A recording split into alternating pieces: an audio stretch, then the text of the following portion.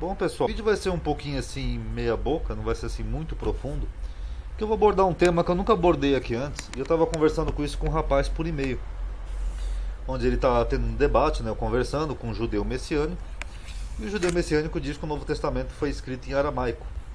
Só que isso é contestado, né, pessoas assim que são teólogos, exegetas, até historiadores, linguistas, eles contestam, né, que o Novo Testamento tenha sido escrito em aramaico. Então eu fiz um esbocinho aqui meio resumido, só para analisar e tocar no tema. Depois, posteriormente, quando eu for tendo assim mais temas referentes a esse assunto, eu vou colocando aqui, tá? Então vai ser só um rascunhozinho, uma coisa bem resumida, ok? Alguns adeptos desse movimento conhecido como judaísmo messiânico, eles argumentam que o Novo Testamento foi escrito originalmente em hebraico e aramaico, perdão que eu escrevi grego, mas é hebraico, hebraico e aramaico, os idiomas falados na época de Jesus, e que posteriormente foram traduzidos para o grego. É isso que eles dizem. Eles falam, não, o Novo Testamento em grego que a gente tem como os manuscritos, os códex alexandrinos, vaticanos, etc., eles dizem que são posteriores, que na verdade os apóstolos, os autores lá, escreveram tudo em hebraico e aramaico.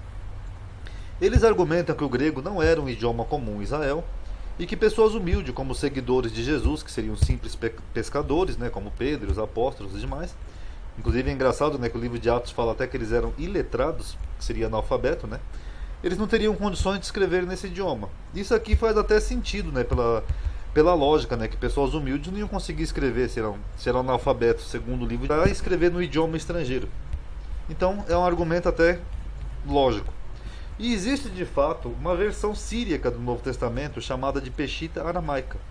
Não confundir com a Peshitta do Robespierre, tá? Aquela que o Robespierre vende, tá? Não tem nada a ver com isso. É que o Robespierre fez uma Bíblia, ele vende, acho que vendia, sei lá se vende ainda, essa Bíblia chamada Peshitta, e ele deu esse mesmo nome Peshitta. Mas antes dele fazer essa Bíblia e sair vendendo, já tinha uma versão da Peshitta, que era usada por teólogos, estudiosos, que é a Peshitta aramaica, ok? Mas não é a mesma coisa, tá? Então não confunda. Mas a Peshitta aramaica, segundo os estudiosos, ela tem uma datação posterior aos textos gregos. Ou seja, primeiro veio os textos gregos, depois foi feita uma versão em aramaico para se pregar para o povo de língua aramaica. Então é o contrário, o que mostra que ela seria uma tradução dos textos gregos. Já todos os manuscritos do Novo Testamento, desde os mais antigos, são todos em gregos. Por exemplo, esse aqui é considerado um dos fragmentos, eu pesquisei aqui no Google aleatório, é considerado acho que o mais antigo do Novo Testamento. Vocês podem ver que isso aqui é grego, o idioma que está escrito aqui. Não é hebraico, nem aramaico. Correto? Aliás, não tem manuscritos em hebraico e aramaico. Nem um fragmentozinho, nada. Existe uma citação de pelo menos antigo, tá, pessoal? Pode ter da Peshitta aramaica, de outras versões, só para não dar confusão do vídeo. Existe uma citação de um pai da igreja, não me lembro se foi Eusébio que disse. Vocês perdoem que eu fiz o esboço aqui meio de cabeça. Eu não me lembro se foi Eusébio de Cesareia, mas eu tenho quase certeza que foi Eusébio.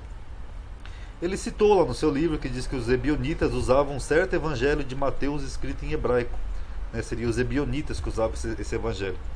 Mas nunca foi achado nada desse evangelho, nem um fragmento sequer. Chegaram a ser encontrados 3 evangelhos que são atribuídos a Mateus, escritos em hebraico, mas nenhum deles é esse evangelho mencionado por esse pai da igreja. Por que não, Ronaldo? Porque eles são datados posteriores. Parece que o mais recente chega a ter, acho que do 4º ou 5º século depois de Cristo até. Então não teria como ser o mesmo evangelho que o pai da igreja citou. Para quem quiser saber que evangelhos de Mateus são esses, é o evangelho do Tillet, Shentov e Munster. Quem quiser ver esses manuscritos, tem aqui, ó, tem um site chamado Matitiahu, evangelho.matitiah.blogspot. Eu vou deixar aqui o link na descrição, onde ele coloca o texto hebraico do evangelho desses 3, ó, o Shentov, do Tillet e o Munster. Ele coloca traduzido em português, ele coloca aqui a versão em espanhol. Então, acho que tem a versão em inglês e tem as imagens também para quem quiser ver, tá bom? Quem quiser ver por curiosidade, só tecla aqui, eu vou deixar o link na descrição, é mais fácil. Então vamos analisar alguns pontos acerca disso. Analisar significa em português fazer uma análise de algo, tá? Isso que significa analisar. Mas peraí, por que eu estou explicando o que significa analisar se vocês falam português? Pois é isso que o Novo Testamento faz, mesmo nas versões aramaicas. Por exemplo, Mateus 1:23 ele fala assim, ó, porque eis que a virgem conceberá e dará à luz a um filho, e chamá-lo-ão pelo nome de Emanuel, que traduzido é Deus conosco. Ué, Mateus fez o mesmo que eu fiz aqui, ó, explicando para vocês o que significa analisar. Note que Isaías, quando ele escreveu sobre Emanuel, ele não precisou explicar o significado da palavra Emanuel, porque ele sabia que qualquer judeu entenderia. Aqui, ó. Isaías falou que ela a virgem ia dar luz e pôr o nome do filho de Emanuel, ponto. Ele encerrou aqui a frase. Não vou entrar aqui na questão da palavra virgem, jovem, nada disso, tá? Não é o tema do vídeo, senão vai perder o foco. Mas já Mateus não, ele fala, ele cita a mesma profecia de Isaías, mas ele explica o que significa o termo Emanuel, sendo que qualquer judeu saberia disso, porque é o idioma nativo deles. Entendeu? Não teria lógica. Então, se Mateus ele por ser um homem israelita da época, que falava aramaico, e se ele escreveu o seu evangelho em hebraico, que era a língua dos judeus, ele tinha em mente que uma pessoa que soubesse ler hebraico fosse ler o evangelho dele. Não, eu vou escrever em hebraico, então os judeus vão conseguir ler o meu evangelho, ou pessoas que falam hebraico, correto? Então, para que explicar para quem já sabe hebraico o significado de um termo em hebraico? Qual é a lógica disso? É que nem esse exemplo que eu fiz brincando aqui com vocês, ó. Analisar significa fazer uma análise de algo. Eu não preciso explicar o que é analisar, porque vocês que estão vendo esse meu vídeo, vocês são brasileiros, vocês falam português, vocês sabem o que significa analisar. Até o nome do canal é Analisando as Escrituras, então não teria lógica. Vamos ver aqui outros exemplos, ó. Aqui em Marcos 5,41 ele fala que Jesus, quando ressuscitou a menina, e Jesus disse, ó, Talita cumi, que traduzido é menina. Então, se Marcos escreveu em aramaico, era porque ele esperava que pessoas que soubessem aramaico lessem o seu livro. Então, para que explicar em aramaico o que significa um termo em aramaico? Para alguém que já sabe aramaico. Outro exemplo aqui de Marcos, ó, quando Jesus na cruz exclamou, Eloi, Eloi, lama sabachthani, que traduzido é meu Deus, por que me desamparaste? Agora, se fosse um grego escrevendo para leitores gregos, aí sim ele teria que explicar quando utilizasse um termo em aramaico, porque senão o grego não entenderia. Então aí já é diferente, entendeu? Vocês viram como faz mais lógica o Novo Testamento ter sido escrito em grego? Porque aí faz sentido, todas essas explicações que está ali faz sentido, porque os leitores gregos iam falar, poxa, o que é esse tal de Eloi, Eloi, lama sabachthani? Eu não entendi, o autor de Marcos não explicou o que é isso. Mas, se Marcos estivesse escrevendo em grego para um público grego, cada vez que ele usasse um termo, não só Marcos, né, todos os autores, que eles usassem um termo em aramaico, eles explicariam. Então essa é uma evidência interna e que já refuta essa argumentação de que o Novo Testamento foi escrito em aramaico. Por exemplo, se eu estou writing, que significa escrevendo em inglês um esboço como esse, eu só preciso explicar para vocês os termos que não são do idioma de vocês, do português, como por exemplo esse writing. Writing em inglês é escrevendo. Agora, se vocês fossem americanos, eu não precisaria explicar isso aqui para vocês. Por que eu estou explicando para vocês? Porque vocês são brasileiros e eu estou usando aqui, só para poder ilustrar o que eu estou falando, um termo em inglês. É o mesmo que o Novo Testamento faz. Eram pessoas gregas e quando eles escreviam um termo em outro idioma, no caso o aramaico, eles tinham que explicar, senão a pessoa não ia entender. Outros exemplos aqui, ó, de João. Rabi e aqui o Raboni, em João 1,38 e João 20,16. Eu digo, que judeu que não sabe o que é Rabi? Rabi, em aramaico, é a mesma coisa que Rabi no hebraico, é o mestre, o Raboni, que também em aramaico, o nosso mestre.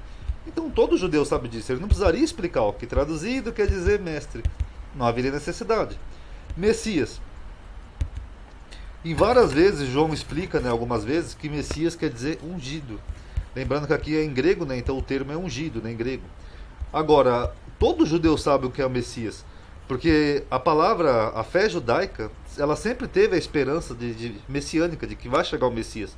Tanto antes de Cristo quanto depois de Cristo. A própria concepção messiânica vem do judaísmo. Então não tem lógica você ter que explicar para um judeu o que significa Messias. Aqui, ó. Eu sei que veio o Messias, aí ele põe aqui, ó, que se chama o Cristo.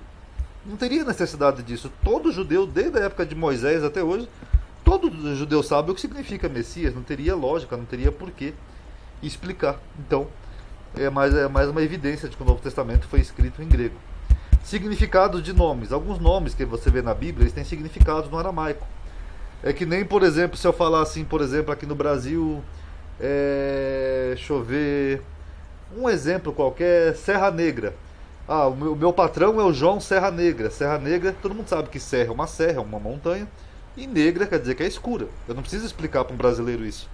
Da mesma forma, o Novo Testamento, se foi escrito em aramaico, como esses grupos pregam, eles não precisariam explicar para os falantes nativos de aramaico, as pessoas que fossem ler os seus livros que eles estavam escrevendo, o significado de alguns nomes, como por exemplo aqui, ó, Barnabé.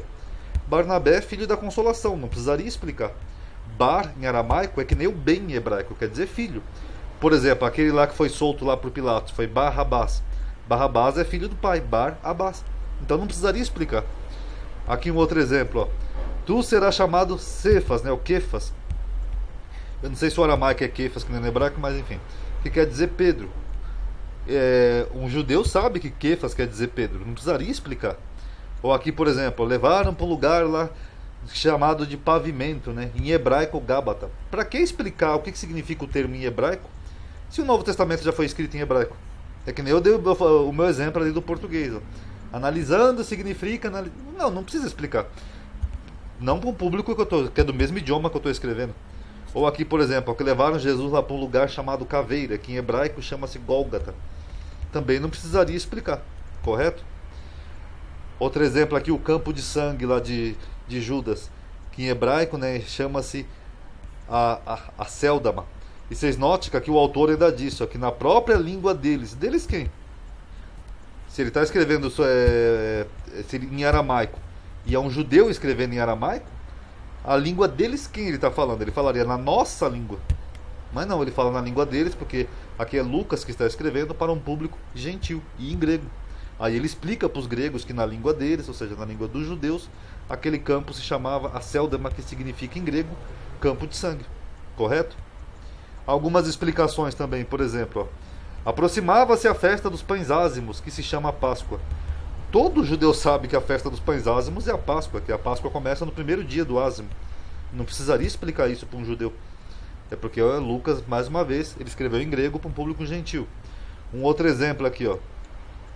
Então um homem chamado José, natural de Arimateia, cidade dos judeus. Qual é a necessidade de explicar para um judeu que a Arimateia era uma cidade dos judeus? Inclusive o próprio nome de José, né, José de Arimateia, já indica que ele era de Arimateia. Não teria nem necessidade de explicar, é que nem Maria Madalena. Maria Madalena no aramaico, acho que é Miriam Magdala, alguma coisa assim, que Magdala era um local. Então ela era de Magdala. Por isso que não precisaria explicar isso para um judeu ou para um falante de aramaico, que ele já saberia disso. É o mesmo que eu falar assim, o Fábio Sabino de São Paulo. São Paulo é uma cidade dos brasileiros, tá, pessoal? Todo mundo sabe disso, eu não precisaria explicar. Então não teria lógica. E aqui no fim, Abba, pai. Que ele dá a explicação que Abba significa pai. Também não teria lógica. Então, essa teoria não bate nesses pontos. Você vê claramente que os autores do Novo Testamento eles estavam escrevendo para um público grego, por isso que eles tinham a necessidade de explicar a cada momento os termos em aramaico. Aí ou em hebraico também. Alguns argumentam que os israelitas não conheciam o grego, ou que não eram familiarizados com a língua. Mas, antes de Cristo mesmo, já havia a Septuaginta grega, que foi traduzida pelos judeus, inclusive, segundo a lenda. Tem uma lenda que 72 judeus, em pares de 2, em 72 dias, traduziram todo o Velho Testamento do hebraico para o grego. Se essa lenda é verdadeira ou não, porque ela é questionada, eu não sei. Mas o fato é que a Bíblia existia, a Septuaginta. Na época de Jesus havia as duas escrituras, as escrituras gregas e hebraica. Mas os israelitas só usavam a hebraica porque a tradução da Septuaginta era ruim e também eles não gostavam. Mas isso não quer dizer que ela não existisse. Ela tinha sim a versão grega das escrituras. Então o grego não era um idioma desconhecido para os judeus, como eles falam aqui, né? Ou como os judeus messiânicos falam por aí. E a Judéia, para quem não sabe, ela esteve sob o domínio grego e passou inclusive por uma tentativa de helenização de Antíoco Epífanes. Segundo o livro de Macabeus, que tem na Bíblia dos Católicos apenas, e a tradição judaica confirma esses pontos, diz que até o cargo de rabino em Israel já era escolhido pelos gregos, por causa das negociatas que eles faziam, por causa daquela helenização toda que havia. Toda essa confusão aí do período grego gerou até uma guerra, né? A guerra dos Macabeus, lá quando Judá Matitiarro e seus irmãos se rebelaram. Então, como que eles argumentam que o grego era uma língua desconhecida para os hebreus? Claro que não era. Se eles tiveram todo um período de dominação grega, eles tiveram todo um tempo para estudar a língua grega, a cultura grega, a história grega, mitos gregos, se comunicar com os gregos, serem subjugados por grego, pedir cremência para os gregos. Enfim, é claro que eles conheciam. Tem até a história de Alexandre, que eu esqueci de mencionar aqui, ó. Vocês pesquisem aí uma hora, o Alexandre e o Rabino, que foi quando Alexandre o Grande chegou em Jerusalém. Eu já mencionei essa história em outros vídeos. O rabino foi lá pedir clemência para Alexandre, e Alexandre reconheceu o rabino, porque tinha sonhado com ele. Só que tem um detalhe, como é que eles se comunicaram então? Foi com o Google Tradutor? O rabino ficou fazendo linguagem de sinal e Alexandre também ficou fazendo linguagem de sinal? Não, é porque eles sabiam o grego sim, o grego não era um idioma estranho. Paulo, já é uma exceção, Paulo e Lucas, porque Paulo, segundo o Novo Testamento, ele era judeu e romano. Então ele era um homem estudado, ele era um homem culto, pregado aos pés de Gamaliel, e por ser um cidadão romano ele devia conhecer as línguas gentílicas, como o latim e o grego. E ele pregava em regiões gentílicas, inclusive na Grécia, Atenas, aquela região. Então com certeza Paulo sabia o grego, deveria saber e muito bem. E já Lucas, que era um gentil amigo de Paulo, escreveu para o seu amigo, provavelmente grego, Teófilo. Inclusive Teófilo é um nome grego, acho que é querido por Deus ou amado por Deus. Esse Teo aqui de Teófilo é o mesmo Teo lá de Teos que eu falei para vocês, que é da onde vem a palavra Deus em português. Aquele rapaz que ainda ficou enchendo o saco lá falando que Deus vem de Zeus, ele ainda criticou o uso da palavra teologia. Você sabia, seu idiota, que teologia também vem do grego? Se refere a Deus pagão. Ué, Paulo aqui também, ele está escrevendo para um homem chamado Teófilo. E aí? Eu posso dizer que Teófilo era um deus pagão só porque ele tinha Teo no nome? Só aí vocês veem como essas coisas tudo não passa por um crivo da lógica. Então, portanto, Lucas deve ter escrito nesse idioma. Ok? Aqui, ó. Pareceu-me excelente escrever a ti, ó excelente Teófilo. Era um personagem grego. Os autores do Novo Testamento, eles são anônimos. A tradição católica diz que os apóstolos ditaram os textos. Por exemplo, a tradição católica fala que quem escreveu o Evangelho de Mateus foi Mateus, mas ditado por Pedro. Então, é provável que esses autores, para quem os apóstolos ditaram, conhecessem a língua do Novo Testamento. Pedro pode até ter sido um iletrado, como diz o livro de Atos, um analfabeto. Mas Mateus não. A gente não sabe quem foi Mateus, até porque, segundo o Novo Testamento, Mateus era um coletor de impostos para os romanos. Não é isso que diz lá acho que é no próprio Evangelho de Mateus? Então, se ele já trabalhava para os romanos, é bem provável que ele conhecesse as línguas gentílicas, como o grego. Então, faz até lógica isso. Até porque, segundo o Novo Testamento, o dom de línguas, que nem eu falei naquele vídeo, se o dom de línguas capacitava eles para falar em línguas estrangeiras, por que não escrever nessas línguas?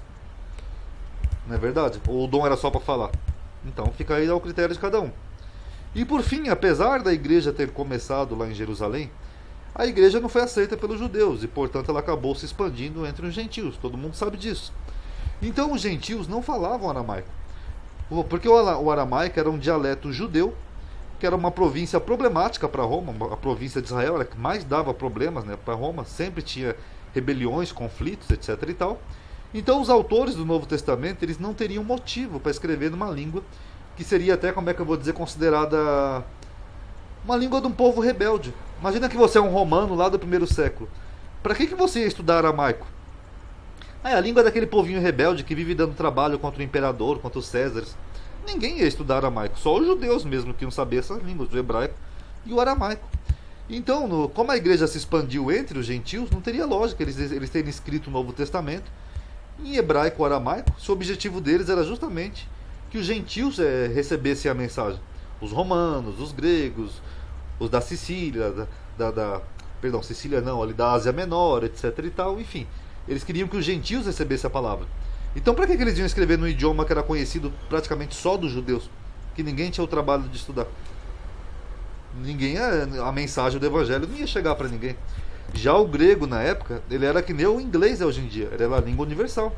Quase todas as províncias, desde o Egito até a Turquia, Grécia, a Europa, todo mundo sabia o grego. Inclusive o grego, né, deu origem a outras línguas que acabou chegando até hoje. Uma grande influência, né, nos idiomas veio do grego, porque o grego era o inglês da época, era a língua universal.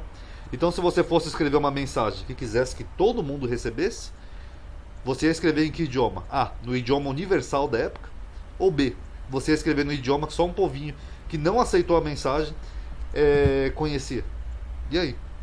Se você fosse hoje pregar a palavra de Jesus, só para finalizar o vídeo, Jesus aparece para você e fala assim, ó, eu quero que você escreva um esboço, que nem esse aqui do Ronaldo, para pregar a minha palavra.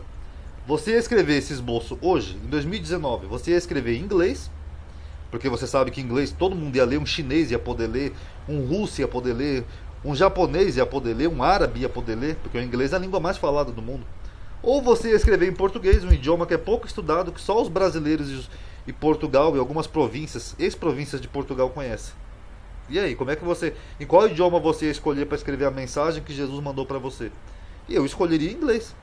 Ah, mas eu não sei inglês, não. Eu ia estudar, me dedicar, incrível, eu estou estudando inglês para que a minha mensagem chegasse a mais pessoas, chegasse nos americanos, canadenses, toda a Europa, Ásia, Oriente. Para quem não sabe, o país do mundo que tem mais falantes de inglês é a China, por incrível que pareça.